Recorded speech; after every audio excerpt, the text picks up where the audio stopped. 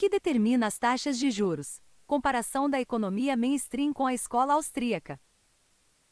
Tempo estimado de leitura: 8 minutos. A visão convencional entre os economistas mainstream, conforme apresentada por Milton Friedman, é que 3 fatores determinam as taxas de juros do mercado: liquidez, atividade econômica e expectativas inflacionárias. De acordo com este ponto de vista, sempre que o Banco Central aumenta a taxa de crescimento da oferta monetária, comprando ativos financeiros, como títulos do Tesouro, isso eleva os preços dos títulos do Tesouro e seus rendimentos diminuem. Observe que este é o efeito da liquidez monetária, que se correlaciona inversamente com as taxas de juros.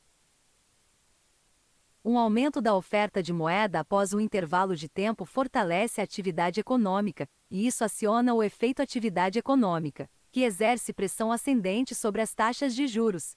Após um intervalo de tempo muito maior, o aumento da taxa de crescimento da oferta de moeda afeta os preços dos bens e serviços. Quando os preços começam a subir, as expectativas de inflação começam a surgir. Consequentemente, isso exerce uma pressão ainda maior sobre as taxas de juros de mercado. A liquidez, a atividade econômica e as expectativas de inflação são vistas como fatores-chave no processo de determinação da taxa de juros. Observe novamente que esse processo é definido pelas políticas monetárias do Banco Central, o que influencia a liquidez monetária. O efeito da liquidez monetária dá origem aos outros 2 efeitos. Segundo Milton Friedman, a taxa de juros do mercado acaba ficando mais alta do que antes de o Banco Central aumentar a liquidez monetária. Escreve Friedman. O impacto inicial de aumentar a quantidade de moeda a uma taxa mais rápida do que vinha sendo aumentada é tornar as taxas de juros mais baixas por um tempo do que seriam de outra forma. Mas este é apenas o começo do processo, não o fim. A taxa mais rápida de crescimento monetário estimulará os gastos, tanto pelo impacto sobre o investimento de taxas de juros de mercado mais baixas quanto pelo impacto sobre outros gastos e, portanto, preços relativos de saldos de caixa mais altos do que o desejado. Mas os gastos de um homem são a renda de outro homem. O aumento da renda elevará o cronograma de preferência de liquidez e a demanda por empréstimos. Também pode aumentar os preços, o que reduziria a quantidade real de moeda. Esses 3 efeitos reverterão a pressão inicial de queda nas taxas de juros com bastante rapidez, digamos, em menos de um ano. Juntos, eles tenderão, após um intervalo um pouco mais longo, digamos, 1 ano ou 2, a retornar as taxas de juros ao nível que teriam de outra forma. De fato, dada a tendência de reação exagerada da economia, é muito provável que eles aumentem temporariamente as taxas de juros além desse nível, desencadeando um processo de ajuste cíclico.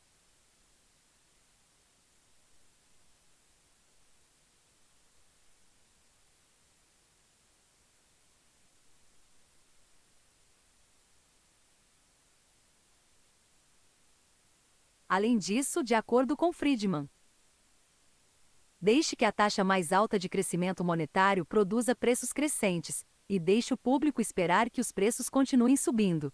Os devedores estarão então dispostos a pagar, e os credores exigirão taxas de juros mais altas, como Irving Fisher apontou décadas atrás.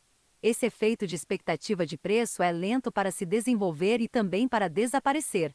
Fisher estimou que levou várias décadas para um ajuste completo, e trabalhos mais recentes são consistentes com suas estimativas.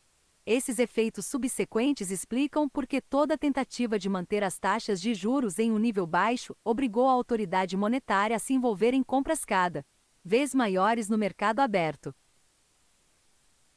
A explicação popular para a determinação da taxa de juros, então, é que ela é derivada de observações e não de um quadro econômico que se sustenta.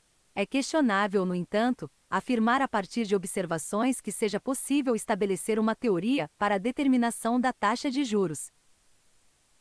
Em O Fundamento Último da Ciência Econômica, Ludwig von Mises argumentou: o que a história econômica, a observação ou a experiência podem nos dizer são fatos como estes. Durante um período definido do passado, o mineiro John nas minas de carvão da empresa X na vila de Y ganhou $P por um dia de trabalho de N horas.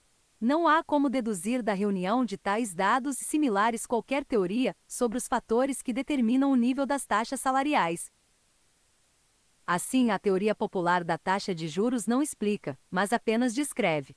Os adeptos dessa teoria provavelmente terão dificuldade em explicar os fenômenos de juros em um mundo onde o Banco Central está ausente. Preferência de tempo e taxas de juros. Para a maioria dos indivíduos, manter sua vida e bem-estar é o objetivo supremo. Sabemos que para se manter vivo o indivíduo deve consumir bens no presente. Isso significa que o indivíduo deve preferir o consumo de uma cesta idêntica de bens no presente e não no futuro. Isso também significa que o indivíduo provavelmente atribuirá à cesta de bens no presente uma importância maior do que a mesma cesta de bens no futuro.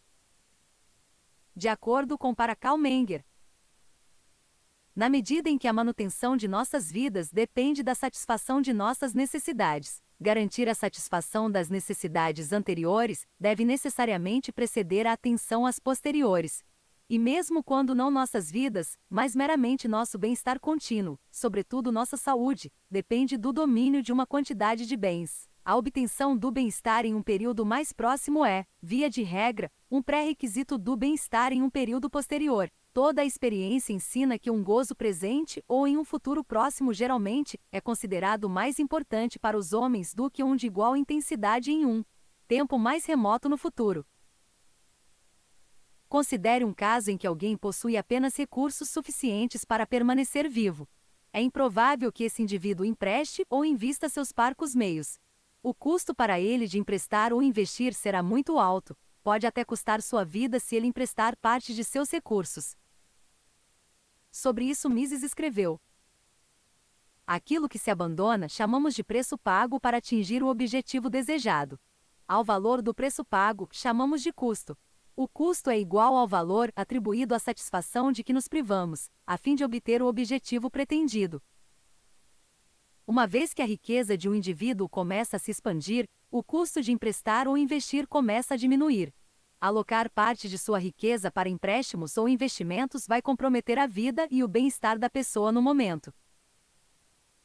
A partir disso, podemos inferir, se todos os outros elementos permanecerem inalterados, que qualquer coisa que leve à expansão da riqueza de alguém provavelmente resultará na redução do prêmio dos bens presentes versus bens futuros, levando à queda da taxa de juros. Por outro lado, fatores que prejudicam a expansão da riqueza real aumentarão o prêmio dos bens presentes em relação aos bens futuros, levando a um aumento na taxa de juros. Observe novamente que aumentos na riqueza tendem a diminuir as preferências temporais dos indivíduos, enquanto diminuições na riqueza tendem a aumentar as preferências temporais. As respostas individuais às mudanças na riqueza em relação às preferências temporais não são automáticas. Cada indivíduo, com base em seus fins, decide quanta riqueza será alocada para o consumo presente versus o consumo futuro. Ao contrário da abordagem mainstream, a teoria da preferência temporal não exige a existência de moeda como tal para determinar os fenômenos de juros. Além disso, observe que, de acordo com a abordagem popular, as mudanças na atividade econômica estão associadas positivamente às taxas de juros. No entanto, se o aumento da atividade econômica for devido à expansão da riqueza, isso provavelmente produzirá um declínio nas preferências temporais e, portanto, resultará na redução das taxas de juros, e não no aumento sugerido pelo pensamento popular. Taxas de juros e aumento da oferta de moeda. Quando o dinheiro criado a partir do nada é injetado na economia, isso resulta em uma troca de nada por algo. Por exemplo, quando os bancos se expandem sem lastro em empréstimos de poupança, isso aumenta a oferta de dinheiro do nada. Uma vez que os tomadores desse dinheiro o empregam para transações, isso estabelece uma troca de nada por algo. Os destinatários do dinheiro injetado podem agora desviar a riqueza dos geradores de riqueza para si mesmos. Semelhante ao falsificador, ao desviar a riqueza para si mesmos, aqueles que recebem dinheiro do nada, agora se tornaram mais ricos do que antes do aumento do dinheiro. Isso significa que os recebedores de dinheiro agora podem aumentar as compras de vários ativos, elevando os preços e reduzindo seus rendimentos. A troca de nada por algo enfraquece o processo de geração de riqueza. Não obstante a troca de nada por algo enquanto o conjunto de riqueza estiver crescendo, as preferências temporais dos indivíduos tendem a diminuir, então ocorre um declínio nas taxas de juros do mercado. Por outro lado, uma vez que o conjunto de riqueza diminui, as preferências temporais individuais provavelmente aumentarão, levando a um aumento nas taxas de juros do mercado. No quadro de um conjunto de riqueza em expansão, espera-se que as taxas de juros diminuam, enquanto um conjunto de riqueza em declínio provavelmente desencadeia uma tendência ascendente.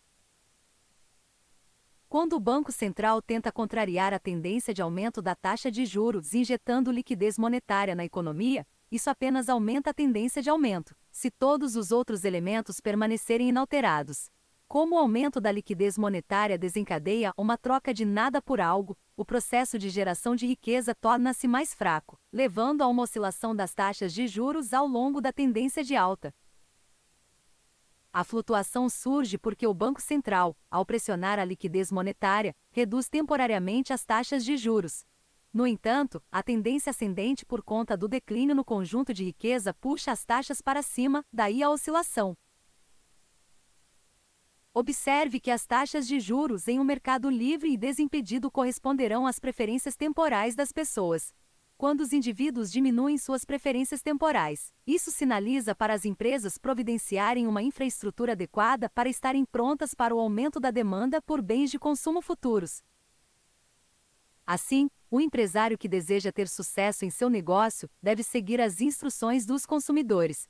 Nesse sentido, as taxas de juros de mercado são indicadores. As políticas do Banco Central, no entanto, distorcem onde as taxas de juros deveriam estar de acordo com as preferências temporais dos indivíduos, tornando muito mais difícil para as empresas determinarem o que realmente está acontecendo. De acordo com economistas mainstream, não há conexão lógica entre os fins dos indivíduos e as taxas de juros do mercado. Como se poderia então concluir, usando a abordagem popular, que as políticas monetárias do Banco Central podem causar distorções nos mercados financeiros levando a uma má alocação de recursos?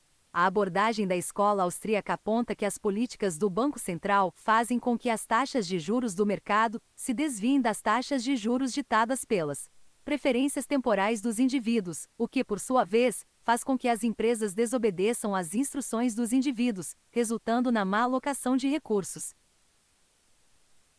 As causas na economia emanam de indivíduos. Porque as pessoas perseguem ações propositais conscientes, isso implica que os fenômenos econômicos emanam de indivíduos e não de fatores externos. Na medida em que os indivíduos respondem a vários fatores externos, tal resposta não é automática. Cada indivíduo avalia as mudanças em vários fatores em relação a seus objetivos e age de acordo. Acreditamos que nem a liquidez monetária, nem a atividade econômica, nem as expectativas de inflação são a essência da determinação das taxas de juros. São as decisões dos indivíduos em relação ao consumo presente versus o consumo futuro que determinam as taxas de juros. Políticas monetárias que resultam em mudanças na quantidade de moeda apenas distorcem os sinais das taxas de juros, configurando assim a má alocação de recursos. Conclusão.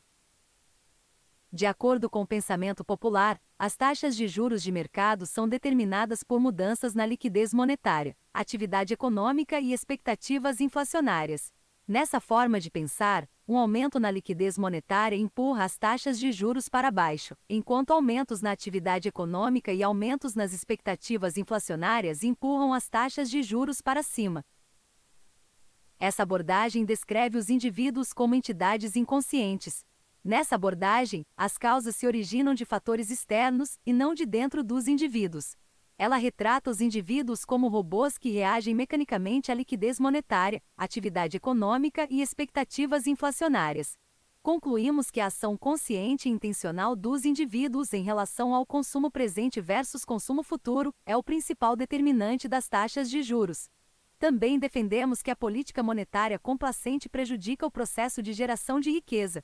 Consequentemente, se a cesta de riqueza está diminuindo, a política de dinheiro fácil reforça o aumento das taxas de juros.